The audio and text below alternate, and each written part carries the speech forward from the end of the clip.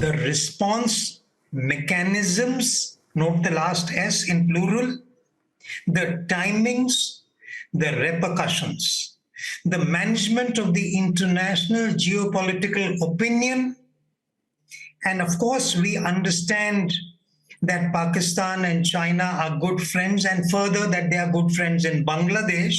And given the caretaker non-elected government in Bangladesh, Bangladesh could have a not so very positive view on India. So all this, where does it leave our previously prepared contingency plans? That is what would be discussed. And of course, the timing of it would be discussed. Okay.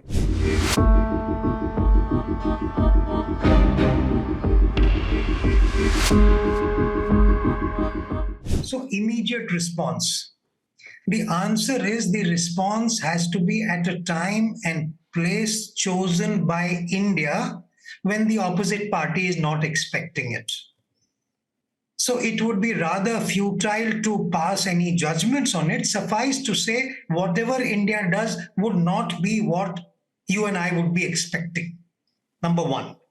Number two, revenge is a dish best served cold. Because this attack in Pahalgam is unprecedented, at least after abrogation of 370. So India, I do not expect, will react in a hurry. No precipitative action by India in a hurry is what I am expecting. Remember, surgical strikes were India's response by a land route. Jabba Top, which public discourse wrongly calls Balakot, was an aerial response by India. What will it be this time? Would it be the Navy? The Navy, despite its shortages, is a potent hammer against Pakistan. And of course, Pakistan has ports which can be, in the case of a full-fledged war, those ports can be isolated by the Indian Navy from the seaward side. And of course, in our response, we have the trade, commerce, and the entire spectrum of responses which many of us are not even aware of. Whether it is overflight, whether it is most favored nation status, whether it is lifting, we have given certain exemptions even to Pakistan, whether it is lifting of them, whether it is to do with visas, whether it is to take official recognition of the Pakistan Army Chief's rant. So there is an entire spectrum of what we can do. We are now talking that, yes, the locals who are benefiting from the tourism industry, they are against it. I agree. But could such an event have happened without support within Indian soil? My answer is support within Indian soil is a given in this case. It has to have happened.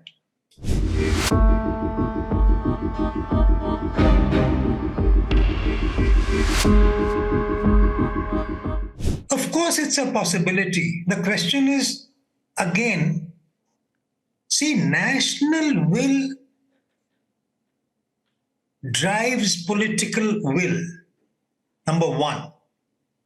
International geopolitics drives the timing of it. The Home Minister, the current Home Minister, is on record in Parliament to say, "Jaan de denge, le lenge." And of course, you are aware that in the 90s, it was a bipartisan, unanimous decision by the Parliament of India that J&K in totality is ours, including the part that Pakistan calls Azad Kashmir, including the part of Gilgit-Baltistan, and including the part of Shaksgam Valley, the 5,800 kilometers illegally ceded by Pakistan to China in 1963. A second question then is, how would you integrate those people into the Indian mainstream, given the communal tensions, problems, and fault lines already existing? Will we not be exacerbating our problems by getting back what is rightfully ours? Now, that is a genuine question. And therefore, the issue is not whether India can take occupied Kashmir back, Pakistan occupied Kashmir back. The question is, when would it be the suitable timing? And that, I must tell your viewers, is beyond my level to comment on.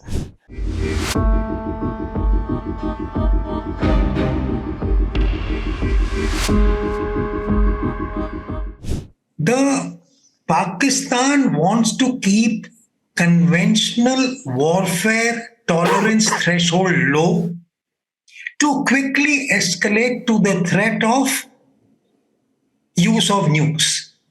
And therefore their Minister Fawad Chaudhary had said, हमारे पास तो पाव पाव के nuclear bomb है, हमारे पास तो nuclear bomb है जो केवल हिंदुओं को टारगेट करेंगे. Laughable but true, coming from a minister of Pakistan. India, on the other hand, has strong conventional warfare capabilities, much stronger than Pakistan, and therefore India wants to keep that band high. And India doesn't want to go into the nuclear band of the conflict. However, after the formation of the Strategic Forces Command about 20 years ago, 20 plus years ago, India definitely possesses second strike capability. And look at the depth of Pakistan and look at the depth of India. Yeah. Even if Lahore, even if Amritsar, Pathankot, even Chandigarh are hit, what will happen to Pakistan? And the rest of India is still intact. So the nuclear option is for saber rattling unless somebody is a gone nut case. And the way the Pakis negotiate, let me assure you, they are good and smart negotiators, running with the hares and hunting with the hounds successfully. I grant it to their diplomacy. Whether it is the army dictating diplomacy or whether it is their diplomats is an entirely different argument. So where will this war go? Where has Ukraine war gone? Initially, everybody was saying they will steamroll, Russia will steamroll Ukraine. It's a matter of days. We are now 3 years into it. So even when the Mosul attack was going on, I was on Raj Sabha TV. I said, you can't predict. If you give them a face-saving way out, then the ISIS will slink out of Mosul and get into Syria and into Aleppo. But if you don't, they will give a pitched battle. So the point is, a war is in many issues, a lose-lose proposition. Talking about teaching a lesson is correct, but putting the country back economically by 20 years, it would be a major decision which the Cabinet Committee on Security would take. And before that is reached, I do not know why we are jumping to full-scale war as an option at the first instance. There are many, many more pain points and pressure points in the distance between where we are today and the declaration of a full-scale war. I would like your viewers to understand that. Pakistan will be taught a lesson. Yes, the pain for Pakistan must be increased. The government of India understands that and will do that. But full-scale war, India does not want to cut its own nose and spite its own face. That is what I have to say on the issue of full-scale war. It's a very distant thing because there are many other options available still.